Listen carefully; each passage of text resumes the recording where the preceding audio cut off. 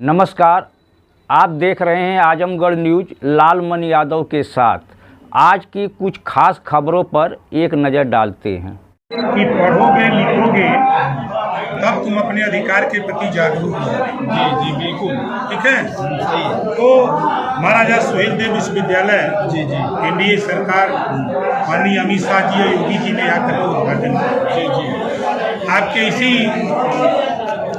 आजमगढ़ से सुहेलदेव एक्सप्रेस दिया जी कि अगर टूर पे जाना हो जी तो आप ट्रेन पकड़ो, सुहेलदेव एक्सप्रेस बिल्कुल सही।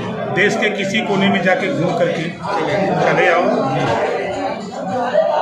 और गरीबों के लिए आप देखिए, अभी 3 दिन पहले 70 साल के लोगों को 5 लाख रुपया तक का फ्री इलाज, चाहे वो किसी जाति धर्म का।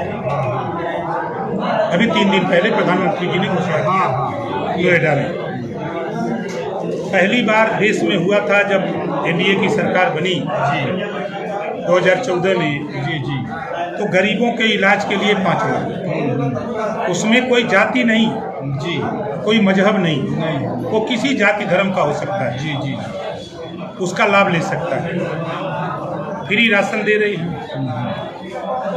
75 जिले में 7 साल के अंदर एक भी दंगे नहीं हुए, कहीं कर्फ्यू नहीं लगा। आपके आजमगढ़ में भी दंगे होते थे, लेकिन 7 साल में एक दंगे नहीं हुए। ये प्रमाण है एनडीए सरकार के सुशासन का। रही बात, अभी 1231 करोड़ रुपया मोदी जी ने अम्बेडकर नगर में पूर्वांचल के लोगों के लिए अभी 8 तारीख को घोषणा किया है। हर जिले के विकास के लिए रोटी, कपड़ा, मकान, शिक्षा, दवाई लोगों को मिले। और मजे की बात, पिछली सरकार जाति छीन करके नौकरी देती थी। जी यहाँ जो योग्य है, जो भर्तियां हो रही हैं, पारदर्शिता करके जो योग आ रहा है उसकी भर्ती हो रही है। योग्यता के आधार पर भर्ती हो रही है, चाहे वो रिजर्वेशन में हो चाहे जनरल हो। तो सरकार जो काम कर रही है संविधान के दायरे में काम कर रही है। सपा बसपा कांग्रेस के लोग अनर्गल बयानबाजी कर रहे हैं।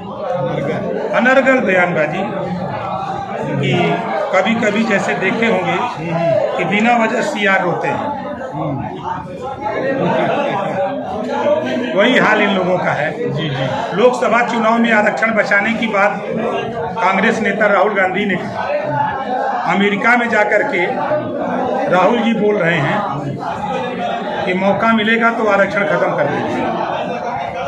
अमेरिका में बोल रहे हैं, कोई सुनने ना पावे। सोशल मीडिया पे आया ना, गलत सही नहीं कह रहा हूँ ना? सही कह रहे हैं। अब समाजवादी पार्टी के नेता से हमारा सवाल है आजमगढ़ से कि क्या आरक्षण खत्म करने वाले के साथ रहोगे या आरक्षण बचाने वाले के साथ रहोगे?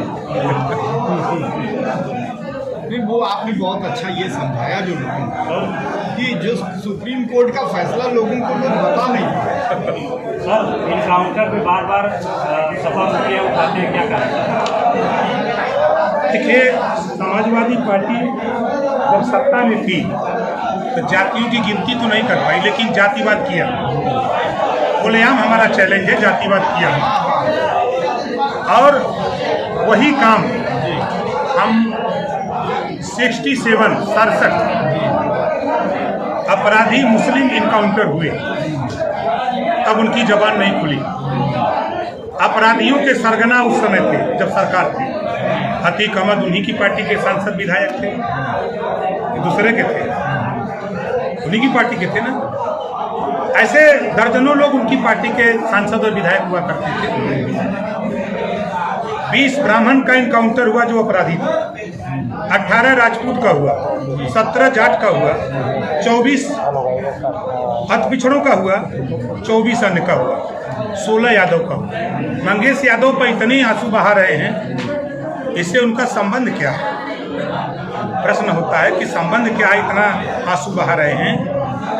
और मंगेश यादव की गोली से शैलेश राजभर जिंदगी और मौत से हॉस्पिटल में जूझ रहा है, उसके विषय में एक बार भी नहीं बोलते हैं। उसी मंगेश यादव के इनकाउंटर के समय जो गोली चली, तो इनका कहना है कि पुलिस फूल बरसावे, आधार कार्ड मांग ले, पूछ ले किस जाति को, तब गोली चलावे।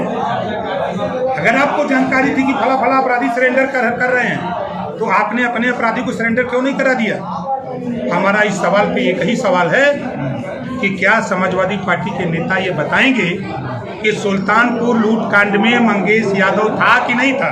बस इतना सा सवाल है। सर एक सवाल है, पंचायती राज मंत्री हैं आप, सर जो आवास मिलता है गांव में, उसमें कमीशन अधिकारियों द्वारा लिया जाता है, क्या करिए? देखिए अभी बने मुझे 2 महीना हुआ है, अभी तो मंच से इस ठीक बात है। को आपने पहली बार मैं आपके आजमगढ़ में मंत्री बनने पर आया हूँ। पहली बार प्रथम आगमन है जी। और प्रथम संदेश है, प्रथम ये मीटिंग भी हुई है और प्रथम संदेश भी है जो आप कह रहे हैं। धैर्य रखिए, जनता सर परेशान, हम लोग पब्लिक में जा रहे नहीं हैं। धैर्य रखिए। इसकी नींव किसने डाली? इस परंपरा की नींव किसने डाली? कांग्रेस ने, सपा ने, बसपा ने। उसी जमाने के अधिकारी हैं ना। इस पे आप सुधार लाने का प्रयास करेंगे? पूरा प्रयास कर रहे हैं। गरीब से सर कमीशन भी देता है, लेकिन मीडिया के सामने बोलने से डरता है। जब सामने बात आ जाती है तो वो नौकरी की छुट्टी भी हो जाती है इस सरकार में। सर समाजवादी पार्टी लगातार जो है बलात्कार में भाजपा को, एनडीए गठबंधन को आरोप लगाती है। कलकत्ता में बलात्कार हुआ था बेटी के साथ, क्या कहेंगे, क्यों मोह रहा विपक्ष? अच्छा ये बताइए, अयोध्या में बलात्कार हुआ किस पार्टी का था? कन्नौज में बड़ा हाय तोबा सफाइयों ने किया। डीएनए टेस्ट करा लो, डीएनए टेस्ट में क्या आया, किस पार्टी का निकला? किसी से छुपा है? मऊ में अभी मामला आया, किस पार्टी का निकला?